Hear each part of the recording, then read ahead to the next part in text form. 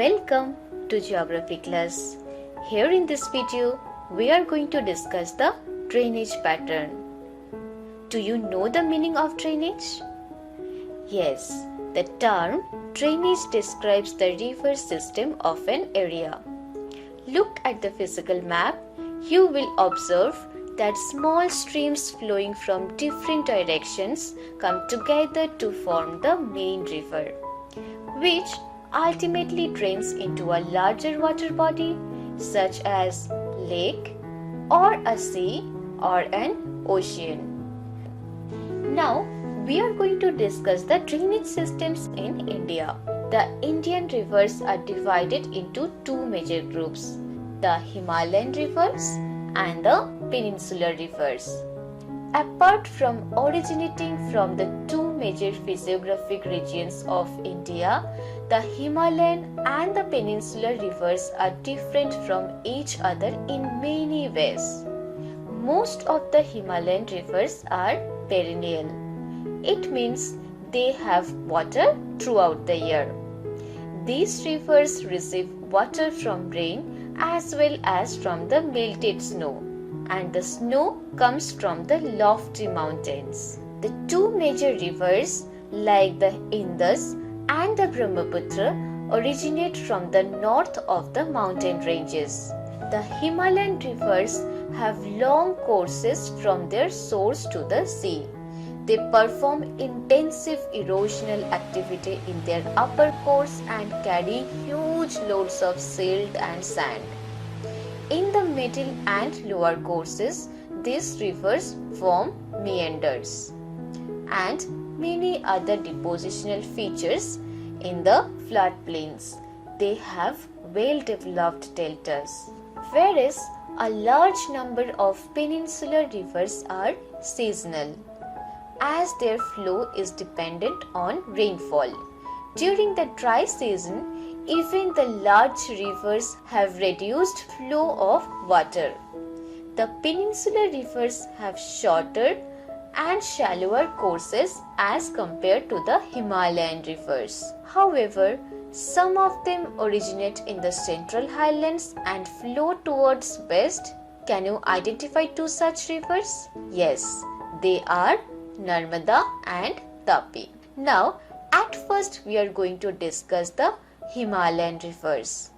The major Himalayan rivers are the Indus, the Ganga and the Brahmaputra. These rivers are long and are joined by many large and important tributaries. First, we are going to discuss the Indus river system. The river Indus rises in Tibet, near Lake Mansarovar. After that, it flows towards west. It enters India in the Ladakh district. Several tributaries like the Jaskar, the Nubra join the river. After that, the Indus flows through the Baltistan and Gilgit. The Satluj, the Beas, the Ravi, the Chenab, the Jhelum join together to enter the Indus near Mithankot in Pakistan. Beyond these, the Indus flows southwards, eventually reaching the Arabian Sea east of Karachi. The Indus plain has a very gentle slope with a total length of 2,900 km. The Indus is one of the longest rivers of the world. A little portion of the river lies in India and the rest in Pakistan. Next, we are going to discuss the Ganga river system. Near the source of Ganga river, it is known as Bhagirathi river. It is fed by the Gangotri glaciers and joined by Alaknanda at Devprayag, that is in Uttarakhand. At Haridwar, the Ganga emerges from the mountains to the plains. The Ganga is joined by many tributaries from the Himalayas. Tributary means a river or stream flowing into a larger river, or simply we can say a river is tributing water to another river. A few of them being major rivers such as Yamuna. which is a right bank tributaries. And you already know the left bank tributaries of Ganga river. Those are Ghagra, Gandak and Kosi.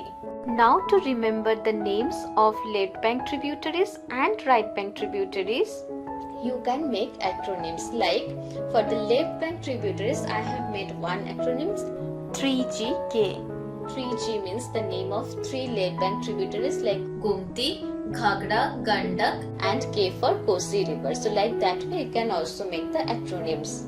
Do you know how do we consider the left bank tributaries and right bank tributaries? Okay, let's see. Here you know this is the source of Ganga river and this is the mouth of Ganga river. As river always flow from high altitude to low altitude.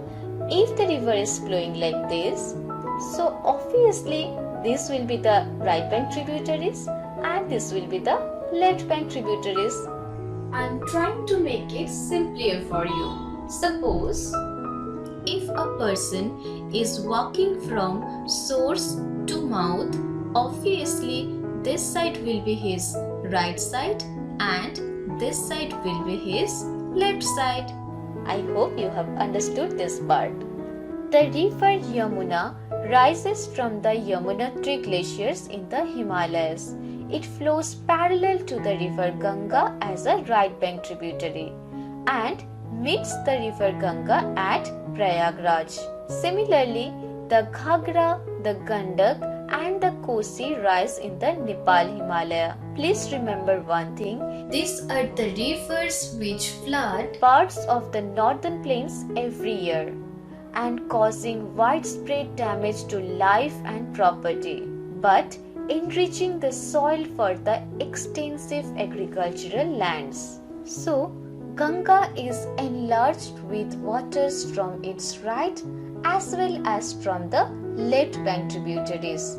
The length of Ganga river is over 2500 km. Next, we are going to discuss the Brahmaputra river system.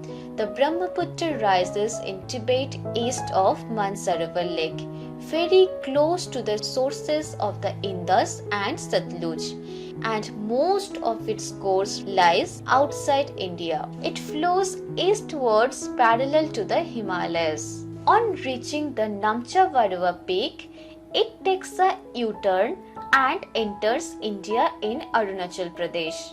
Here it is called as Dihang river and it is joined by the Dibang, Lohit and many other tributaries to form the Brahmaputra river, that is in Assam. Do you know Brahmaputra is known as Sangpo in Tibet and Jamuna in Bangladesh. In Tibet, the river carries a smaller volume of water and less silt as it is a cold and dry area. In India, it passes through a region of high amount of rainfall. Here, the river carries a large volume of water and considerable amount of silt. Every year, during the rainy season, the river overflows to its bank, causing widespread devastation due to floods in Assam and Bangladesh. Together, Ganga and Brahmaputra form the fertile delta before draining to Bay of Bengal. That's all about the Himalayan rivers. The main water divide in peninsular India is formed by the Western Ghats, which runs from north to south closer to the western coast.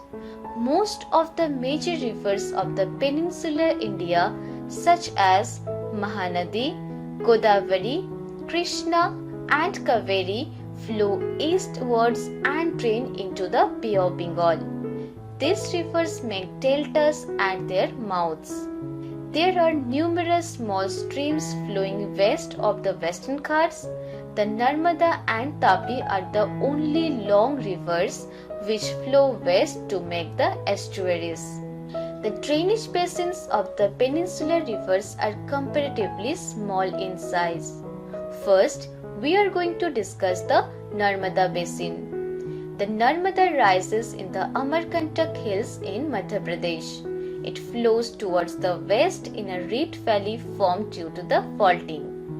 On its way to the sea, the Narmada creates many beautiful locations like the Marble Rocks near Jabalpur and Thuwadar Falls, where the river plunges over steep rocks, are some of the notable ones. Next, we are going to discuss the Tapi Basin. The Tapi rises in the Satpura ranges in the Betul district of Madhya Pradesh. It also flows in a reed valley parallel to the Narmada. You can see it is flowing south of Satpura ranges. Its basin covers parts of Madhya Pradesh, Gujarat and Maharashtra. The coastal plains between Western Ghats and the Arabian Sea are very narrow. That's why the other coastal rivers are very short. Next, we are going to discuss the Mahanadi Basin. The Mahanadi rises in the highlands of Chhattisgarh. It flows through Orissa to reach Bay of Bengal. Next, we are going to discuss the Godavari Basin. The Godavari is the largest peninsular river. It rises from the slopes of Western Ghats in the Nasik district of Maharashtra. Its length is about 1,500 km. It drains into Bay of Bengal. The river flows through the states of Maharashtra, Telangana and Andhra Pradesh before draining into the Bay of Bengal. The Godavari is joined by a number of tributaries such as the Purna, the Vardha, the Pranhita, the Manjira, Venganga, Penganga, etc. The last three tributaries are very large, and because of its length, Godavari is also known as Dakshin Ganga. Next, we are going to discuss the Krishna Basin. It rises from a spring near Mahabaleshwar. The Krishna flows about 1,400 km and reaches the Bay of Bengal. The Tungabhadra, the Koyna, Ghatprova, Musi, Fima are some of its tributaries.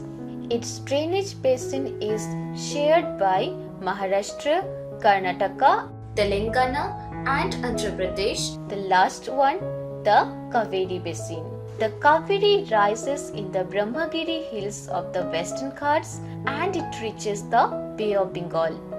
Total length of the river is about 805 km. Its main tributaries are Amravati, Himavati, Vabani, etc. The Kaveri Basin is shared by Karnataka, Kerala and Tamil Nadu. Do you know the river Kaveri makes the second biggest waterfall in India, known as Shivasamudram. I hope this video is informative for you. So, stay happy, stay safe. I am going to meet you very soon. Bye.